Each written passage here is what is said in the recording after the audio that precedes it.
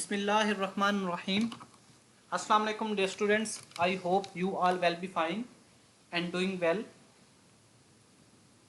Dear students, today we are going to discuss about morphology of red blood cells in health and disease. आज का जो हमारा lecture है, आज के लेक्चर में मैं आपको morphology of red blood sales के बारे में बताऊंगा कि एक नॉर्मल इंडिविजुअल और एक डिजीज पर्सन में आरबीसी की जो मॉर्फोलॉजी है, किस तरह की जो है मॉर्फोलॉजी हम ऑब्जर्व कर सकते हैं अंडर माइक्रोस्कोप। आरबीसीज की रेड ब्लड सेल्स का लास्ट जो हमारा लेक्चर था उसमें मैंने आपको आरबीसीज की मॉर्फोलॉजी के बारे में बताया था। तो आज का जो हमारा लेक्चर है, जो सेकंड पार्ट है morphology of red blood cell. आज के लेक्चर में मैं आपको एबनॉर्मल रेड ब्लड सेल्स की जो मॉर्फोलॉजी है उसके बारे में हम डिस्कस करेंगे। और आज का जो लेक्चर है ये सेकंड पार्ट है प्रीवियस लेक्चर का। आज का लेक्चर स्टार्ट करते हैं। Abnormalities of colour. Last lecture में हमने डिस्कस की थी एबनॉर्मेलिटीज ऑफ साइज। साइज हमने डिस्कस किया था कि एबनॉर्मल सेल्स जिनमें माइक्रोसाइट्स एंड मैक्रोसाइट्स थे कि डिफरेंट डिजीजेस में जो आरबीसी का साइज था वो आरबीसी के जो नॉर्मल साइज था, आरबीसी का जो नॉर्मल साइज जिसका डायमीटर जो है वो 7.2 माइक्रोमीटर डायमीटर होता है नॉर्मल आरबीसी का। तो उसमें जो थी वो वेरिएशंस आ रही थी साइज में। साइज जो था वो वेरी कर रहा था नॉर्मल साइज से। कुछ सेल्स थे जिनमें जो साइज था वो नॉर्मल से कम था, और कुछ सेल्स ऐसे थे जिनमें जो साइज था वो नॉर्मल सेल से बड़ा साइज था। तो ऐसे सेल्स जिनका साइज नॉर्मल सेल से लेस था उनको हमने माइक्रोसाइट्स का नाम दिया था, और ऐसे सेल्स जिनका साइज जो था वो लार्ज था उन्हें हमने मैक्रोसाइट्स का नाम दिया था। देन डिफरेंट कंडीशंस हैं, डिफरेंट डिजीजेस हैं, डिफरेंट ब्लड डिसऑर्डर्स हैं जिनमें ब्लड के रेड ब्लड सेल्स का जो साइज था वो वेरी कर रहा था, और इसी साइज की बेस पे हम जो थे डिफरेंट डिजीजेस को हम डायग्नोज कर रहे थे। Then abnormalities of colour. आज के लेक्चर में हम एबनॉर्मेलिटीज इन कलर डिस्कस करेंगे कि आरबीसी एक नॉर्मल आरबीसी का जो कलर है, जो हेल्दी इंडिविजुअल में एक नॉर्मल आरबीसी का जो कलर होता है वो पेल कलर होता है, या वो पिंक कलर का जो है वो हमें आरबीसी हम ऑब्जर्व करते हैं अंडर माइक्रोस्कोप। देन अगर एबनॉर्मल रेड ब्लड सेल की बात करें, एबनॉर्मेलिटीज ऑफ कलर की बात करें, तो इनमें the only true variation in colour is hypochromia. तो जो इनमें वेरिएशन आती है, कलर में जो वेरिएशन देखी जा सकती है, और ट्रू वेरिएशन जो आती है वो कलर में वो hypochromia. Hypo mean less, chromia mean colour. तो कलर का लेस हो जाना, कलर जो है वो फेड हो जाता है, कलर डिम हो जाता है। तो ऐसे आरबीसीज को या ऐसी कंडीशन को हम हाइपोक्रोमिया कहते हैं। It result from the decrease haemoglobinisation of red blood cells. इसमें बेसिकली हीमोग्लोबिन जो है कम होता है आरबीसीज में। हीमोग्लोबिनाइजेशन जो है आरबीसीज की वो डिक्रीज होती है। Commonly seen in iron deficiency anaemia. ज़्यादातर मोस्टली जो है ये कंडीशन जिनमें जो है हाइपोक्रोमिया की जो कंडीशन है हम ऑब्जर्व करते हैं आयरन डेफिशिएंसी एनीमिया में। एंड थैलेसीमिया, और थैलेसीमिया जो है वो भी एक ब्लड का डिसऑर्डर है जिसमें जो है हीमोग्लोबिन की जो फॉर्मेशन है वो ठीक नहीं होती। हीमोग्लोबिन का जो चेन है वो मिसिंग होता है, अल्फा चेन मिसिंग होगा या बीटा चेन जो है वो मिसिंग होगा। तो ऐसी डिजीज को हम थैलेसीमिया कहेंगे। तो थैलेसीमिया के केस में और आयरन डेफिशिएंसी एनीमिया के केस में हीमोग्लोबिन की जो कंसंट्रेशन है आरबीसीज में वो डिक्रीज होती है, जिसकी वजह से आरबीसी का जो कलर है जो पिंक कलर है वो फेड होता है, जिसे हम हाइपोक्रोमिया का नाम देते हैं। Degree of hypochromia is proportional to MCHC। तो डिग्री ऑफ हाइपोक्रोमिया जो है वो प्रोपोर्शनल है to MCHC। Greater the MCHC greater will be the color of the red blood cell. If the value of MCHC is less than normal, then the color of the red blood cell will be less, which is called hypochromia. तो degree of hypochromia is proportional to MCHC. Then leptocytes में appear hypochromic because of flatting. देन कुछ सेल्स हैं जिन्हें हम लेप्टोसाइट्स कहते हैं. लेप्टोसाइट्स को फर्दर हम डिस्कस करेंगे. लेप्टोसाइट्स जो हैं वो भी अपेयर हो सकते हैं हाइपोक्रोमिया बिकॉज ऑफ फ्लैटनिंग. लेप्टोसाइट्स जो हैं ये ऐसे सेल्स होते हैं जो फ्लैट होते हैं, तो फ्लैटनिंग की वजह से इनका कलर भी जो है फ्लैटनिंग की वजह से ये अपेयर हो रहे होते हैं hypochromic cell. Then spherocytes appear hyperchromic. Spherocytes जो हैं वो हाइपरक्रोमिक, इनका जो कलर है hyper mean increase, chromic mean colour, तो इनका कलर जो है वो शार्प कलर होता है, या इनका कलर जो है ज़्यादा जो है कलर जो है वो इंक्रीज हो जाता है, कलर की क्वांटिटी जो है वो इंक्रीज हो जाती है, काफ़ी तेज़ कलर आता है, इसलिए हम इसको हाइपोक्रोमिक कहते हैं. तो स्फीरोसाइट्स जो हैं वो हाइपोक्रोमिक नज़र आते हैं और लेप्टोसाइट्स जो हैं वो हाइपोक्रोमिक कंडीशन में आती हैं because of loss of central pale area and increase thickening of the cell. और स्फीरोसाइट्स जो हैं, स्फीरोसाइट्स में basically loss of central pale area जो था, जो एक नॉर्मल आरबीसी था उसका सेंट्रल एरिया जो था वो पेल था, तो उस pale loss of central pale area होता है जिससे जो है इंक्रीज हो जाती, then increase thickness of the cell. और आरबीसी का जो सेल है उसकी जो थिकनेस है वो भी इंक्रीज हो जाती है जिसकी वजह से वो हाइपोक्रोमिक कंडीशन में आ जाता है. देन मैक्रोसाइट्स में अपेयर में आल्सो अपेयर हाइपरक्रोमिक. मैक्रोसाइट्स जो हैं वो हाइपरक्रोमिक कंडीशन में भी आ सकते हैं because of increased thickness.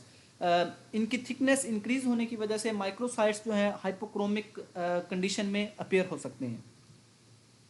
Then target cells have a central haemoglobinised area. Target cells में टारगेट सेल्स जो हैं एबनॉर्मल रेड ब्लड सेल्स हैं. Normal red blood cell in healthy individual की बात करें तो हेल्थी इंडिविजुअल में जो रेड ब्लड सेल होता है उसका सेंट्रल पार्ट जो होता है वो एम्प्टी होता है.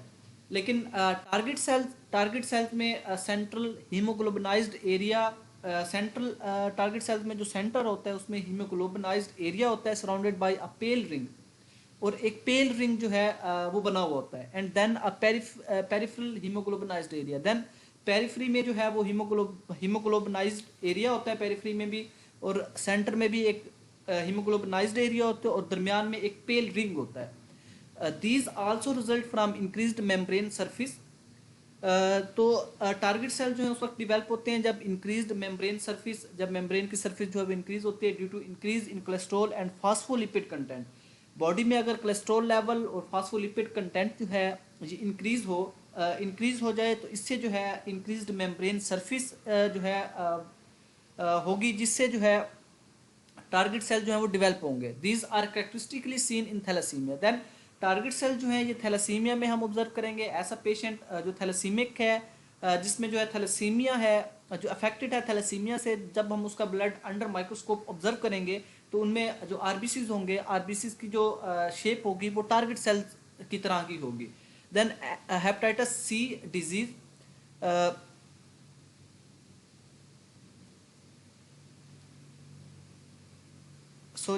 हेपेटाइटिस सी डिजीज नहीं, यहाँ पे haemoglobin C, sickle cell disease and disease. Haemoglobin C disease and haemoglobin D disease में जो है टारगेट सेल हम ऑब्जर्व कर सकते हैं. Then haemoglobin E disease and obstructive liver diseases हैं जिनमें हम टारगेट सेल जो हम ऑब्जर्व कर सकते हैं under microscope. Then post splenectomy spleen remove कराने के बाद जो है तब भी जो है टारगेट सेल डेवलप हो सकते हैं. आयरन डेफिशिएंसी एनीमिया की जो स्लाइड है, जब आयरन डेफिशिएंसी एनीमिया का पेशेंट की जो स्लाइड हम अंडर माइक्रोस्कोप ऑब्जर्व करेंगे तो हमें टारगेट सेल जो है वो हमें मिलेंगे. If artefact then these are confined to only a portion of blood cells. अगर कोई आर्टिफैक्ट आता है तो आर्टिफैक्ट में टारगेट सेल जो होंगे वो कन्फाइंड होंगे एक स्पेसिफिक एरिया पे. ओनली अ पोर्शन, एक ही पोर्शन में जो है वो हम ऑब्जर्व करेंगे अगर कोई आर्टिफैक्ट आता है. अगर डिजीज है लाइक आयरन डेफिशिएंसी एनीमिया है, हेपेटाइटिस आयरन डेफिशिएंसी एनीमिया है, हीमोग्लोबिन सी डिजीज है, हीमोग्लोबिन डी डिजीज है, या थैलेसीमिया है, या पोस्ट स्प्लीनेक्टमी है, जो ऑब्स्ट्रक्टिव लिवर डिजीज़ है, तो इन कंडीशन में जब हम अपनी स्लाइड ऑब्जर्व करेंगे अंडर माइक्रोस्कोप, तो हमें इवन डिस्ट्रीब्यूशन जो होगी टारगेट सेल्स की वो हम देख सकेंगे। हर एरिया में जो भी एरिया हम सेलेक्ट करेंगे और उसे ऑब्जर्व करेंगे, तो हमें हर एरिया, स्लाइड का जो एरिया होगा उसमें हम टारगेट सेल ऑब्जर्व करेंगे। अगर आर्टिफैक्ट होगा तो आर्टिफैक्ट के केस में हम जो टारगेट सेल्स होंगे वो कन्फाइंड होंगे to specific portion of the blood film, तो एक ही पोर्शन में हम टारगेट सेल्स देखेंगे।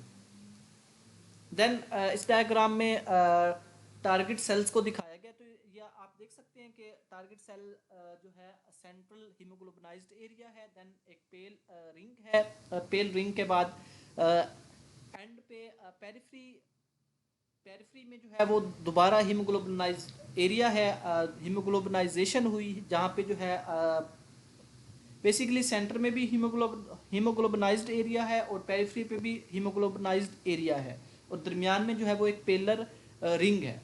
तो इस ऐसे सेल्स को हम टारगेट सेल्स कहते हैं, जो कि डिफरेंट डिजीजेस में हम ऑब्जर्व कर सकते हैं।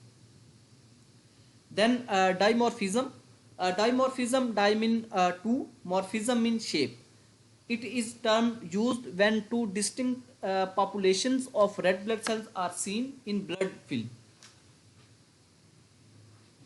It is the term used, ये term तब हम use करते हैं when two distinct population of RBCs, जब RBCs की दो अलग populations हम observe करें in blood film में जब हम RBCs की दो अलग populations observe करते हैं, तो ऐसी condition को dimorphism कहा जाता है। One population में भी normal, तो डाइमॉर्फिज्म में एक पॉपुलेशन जो है वो नॉर्मल होगी एंड अदर एबनॉर्मल, और दूसरी जो पॉपुलेशन होगी वो एबनॉर्मल होगी, पार्टिकुलरली हाइपोक्रोमिक, माइक्रोसिटिक और मैक्रोसिटिक।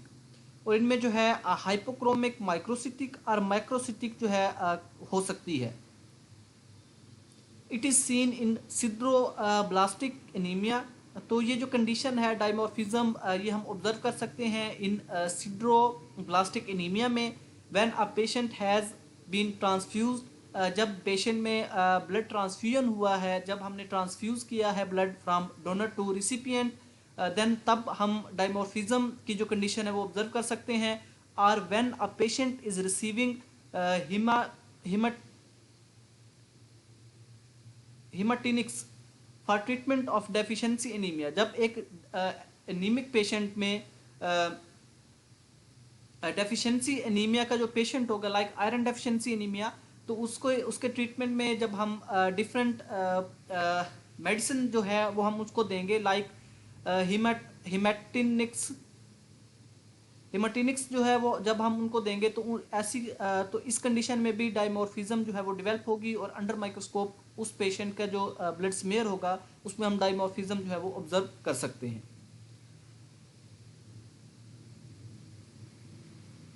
देन ये एक इस डायग्राम में एक जो स्लाइड दी गई है, ये डाइमॉर्फिज्म को शो कर रही है, जिसमें two distinct populations of RBC जो है वो ऑब्जर्व की जा सकती है।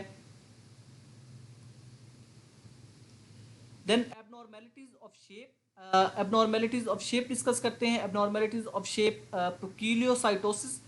पुकीलियोसाइटोसिस when the shape of RBCs very more than expected in normal individual, जब एक नॉर्मल इंडिविजुअल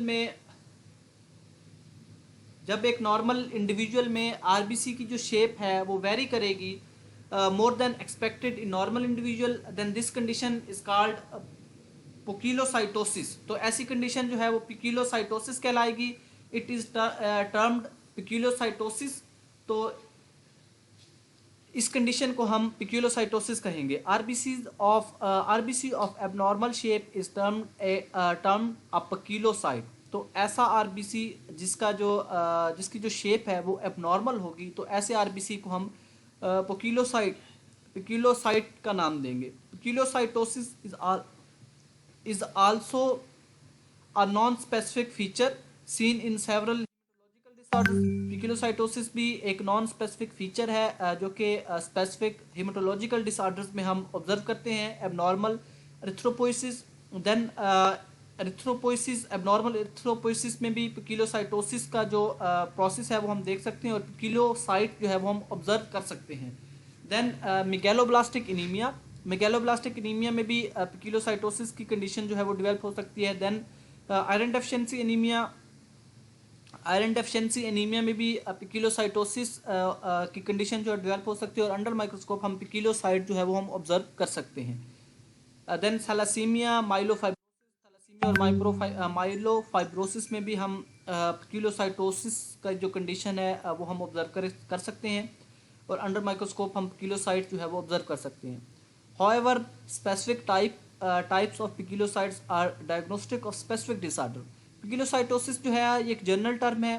देन पिकीलोसाइटोसिस में फर्दर हम जो है वो स्पेसिफिक टाइप ऑफ पिकीलोसाइट हम डायग्नोज करेंगे जो कि इंडिकेट करेगा स्पेसिफिक डिसऑर्डर को। तो पिकीलोसाइटोसिस जो है वो एक ब्रॉड टर्म है जो हम यूज़ करते हैं abnormal shape of red blood cell. तो जब भी रेड ब्लड सेल की शेप जो है वो एबनॉर्मल होगी हम उसको पिकीलोसाइटोसिस कहेंगे, उस प्रोसेस को पिकीलोसाइटोसिस कहेंगे और उस सेल को पिकीलोसाइट कहेंगे। देन पिकीलोसाइट जो है further specific type of poikilocyte जो है वो डायग्नोस्टिक है फॉर स्पेसिफिक डिसऑर्डर्स।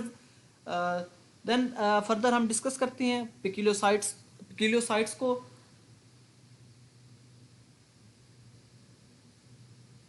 देन इस स्लाइड में आप ऑब्जर्व कर सकते हैं कि जो आरबीसीज हैं, आरबीसीज की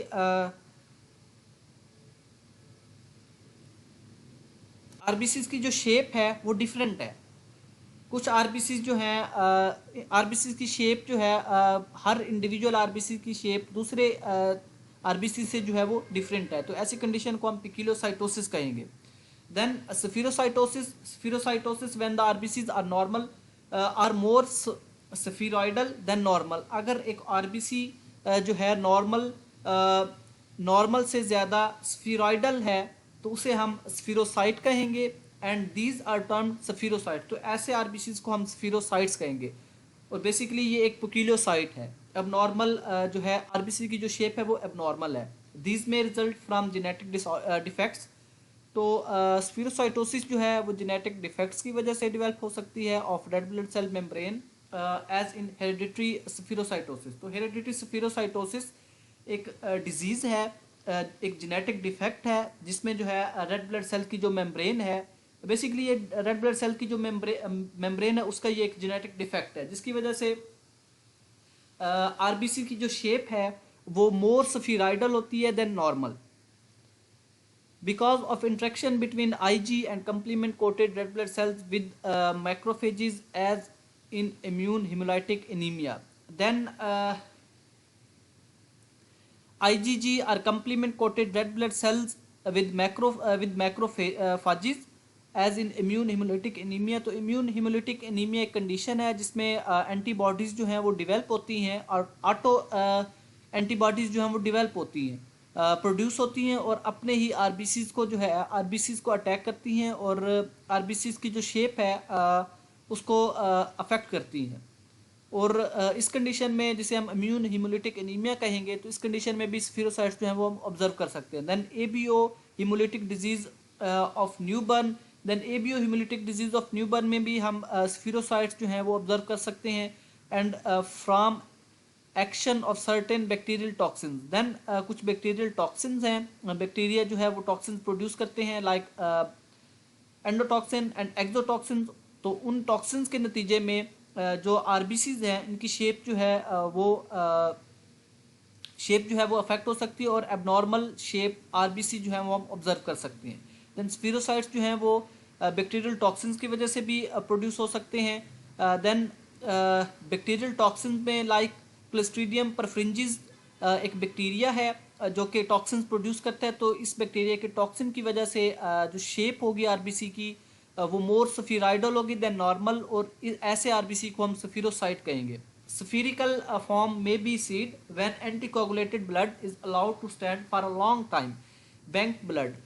Then spherical form जो है RBCs की तब भी डेवलप हो सकती है जब हम एक ब्लड को एंटीकोagulated ब्लड को हम अलाउ करेंगे to stand for long time. Anticoagulated blood को हम लॉन्ग टाइम के लिए जब हम प्रिजर्व करेंगे देन उनमें जो है स्फीरोसाइट्स जो हैं वो डेवलप हो सकते हैं, लाइक बैंक बैंक ब्लड। ऐसा ब्लड ब्लड बैंक में जो ब्लड ब्लड हम रखते हैं जिसमें जो है वो एंटी कोगुलेटेड ब्लड होता है और काफ़ी टाइम तक हम उसको वहाँ पे प्रिजर्व करते हैं, तो ऐसे ब्लड में स्फीरोसाइट्स जो हैं वो डेवलप हो सकते हैं।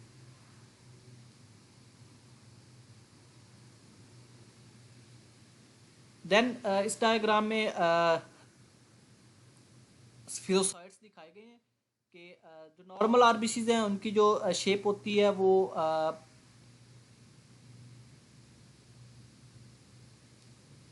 बाइकनकेव डिस्क होती है। लेकिन इस स्लाइड में जो आरबीसीज दिखाए गए हैं इनकी जो शेप है वो स्फीराइडल शेप है, मोर स्फीराइडल देन नॉर्मल, नॉर्मल से ज़्यादा स्फीराइडल है। तो ऐसे सेल्स को हम स्फीरोसाइट्स कहेंगे जो कि डिफरेंट एबनॉर्मल कंडीशंस में जो है वो डेवलप हो सकते हैं।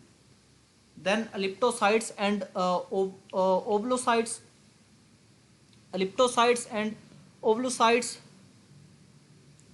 about 10% red blood cell in a normal blood film, particularly at tail end, appear oval or less commonly elliptical in shape. Then 10% RBC जो है नॉर्मल ब्लड फिल्म में particularly टेल एंड पे, जब हम टेल पे ऑब्जर्व करते हैं smear की जो टेल है, टेल पार्ट जो है एंड जो है टेल उस पर जब हम ऑब्जर्व करेंगे रेड ब्लड सेल्स देखेंगे तो वहाँ पे जो है जो रेड ब्लड सेल्स होंगे वो ओवल होंगे और less commonly elliptical in shape, और एलिप्टिकल इन शेप होंगे। Their proportion is higher in iron deficiency anaemia. लेकिन कुछ कंडीशंस हैं जिनमें जो है एलिप्टोसाइट्स जो है वो हम ऑब्जर्व कर सकते हैं, like iron deficiency anaemia, then megaloblastic anaemia. Megaloblastic anaemia में भी हम इनको ऑब्जर्व कर सकते हैं। देन माइलोफाइब्रोसिस है। In iron deficiency anaemia these are usually more elongated which are called pencil cell. तो आयरन डेफिशिएंसी एनीमिया में ये सेल्स जो हैं वो मोर इलोंगेटेड होंगे जिन्हें हम पेंसिल सेल्स कहेंगे। Whereas in megaloblastic anaemia these are macrocytes as well as oval macrocytes. Then megaloblastic anaemia में अगर हम मेगैलोब्लास्टिक एनीमिया की बात करें, मेगैलोब्लास्टिक एनीमिया की कंडीशन में ये सेल्स जो हैं वो मैक्रोसाइट्स होंगे, मैक्रोसिटिक होंगे। इनका साइज जो होगा वो बड़ा होगा और ये ओवल शेप में होंगे जिन्हें हम ओवल मैक्रोसाइट्स कहेंगे।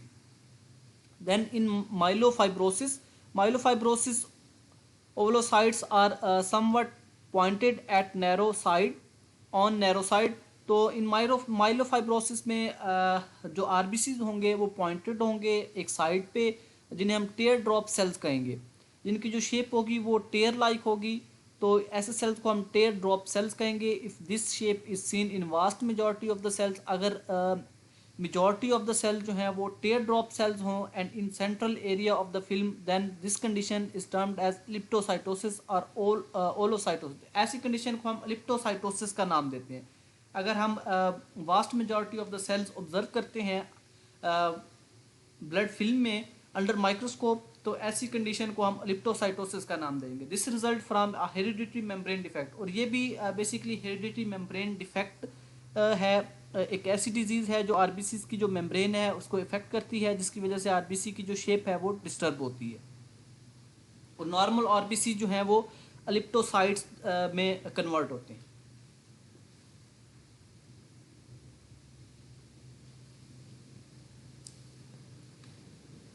इस डायग्राम में टेयर ड्रॉप सेल्स और अलिप्टोसाइट्स जो है वो दिखाए गए हैं।